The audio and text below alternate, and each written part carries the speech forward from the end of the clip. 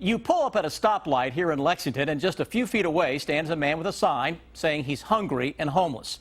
Do you give him $1 or $2, or do you ignore him? It can be a real pull on the heartstrings, but handing out cash may be the exact wrong thing to do. Tonight, panhandlers and the con job, many of them are pulling with your money. He says his name is Billy Mead, and he's asking for money as drivers stop on Maxwell at the Broadway Street intersection. I'm just trying to make a living. I mean, you know, I'm out on the street, and hopefully I get my disability here pretty soon. Mead says he's a former U.S. Marine from Magoffin County. He claims rheumatoid arthritis keeps him in a wheelchair. In the 30 minutes or so we watch, drivers hand Mead cash, handfuls of change, a bottle of water, and cigarettes. When you see someone like this that's asking for money, what goes through your mind? I think I have to help him, so I have no choice just to help him. Everybody goes through a hard time. You just never know when somebody needs help, so I always try to help when I can. There is a law in Lexington against panhandling or begging. But it turns out, as long as Mead stays on the sidewalk begging for money, police say he's not breaking the law. Police can cite someone who is in the street, in a median, on private property, or in a parking lot for a business like Walmart. If they're successful, then they have no incentive to go to shelter or to go somewhere for food or whatever their particular needs are.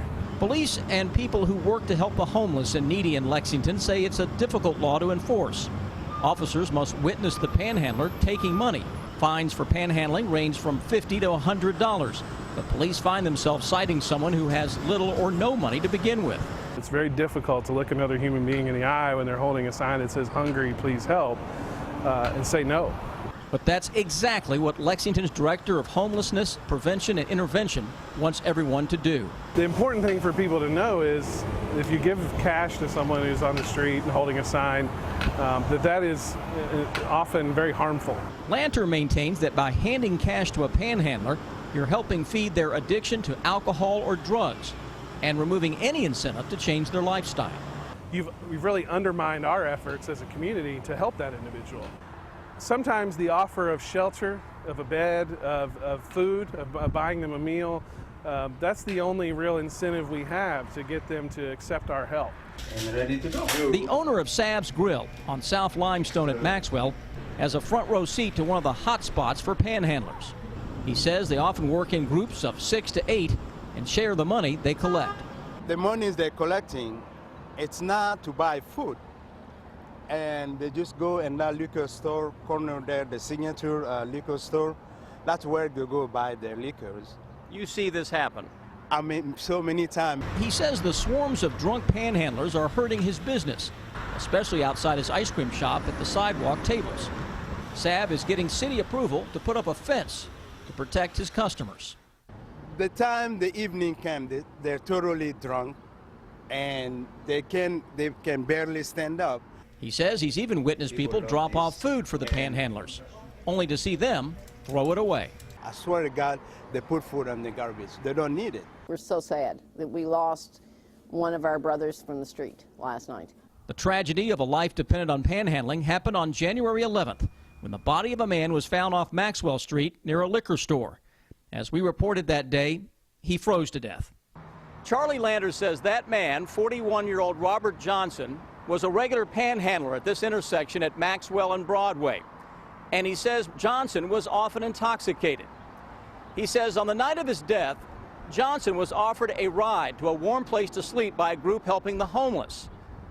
Landers says Johnson turned them down because he was intoxicated.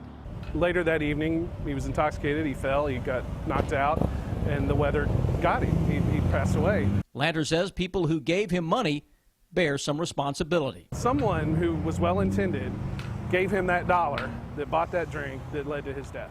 If you want to give them something, give them information on how to get there. Have them call 211. That is United Way's resource referral hotline. They've got a phone number. They've got a list of all the shelters, all the food programs. This is a very generous community. And starting in the next few weeks, the city of Lexington plans to launch a public service campaign to encourage people not to give money to panhandlers. It's called Change for the Better Lexington. Information postcards like this one will be given out. listing all the shelter addresses and the free meals offered every day, plus the 211 hotline number and ways you can help without giving money to panhandlers. The card says, be firm but respectful, offer the person information, not cash.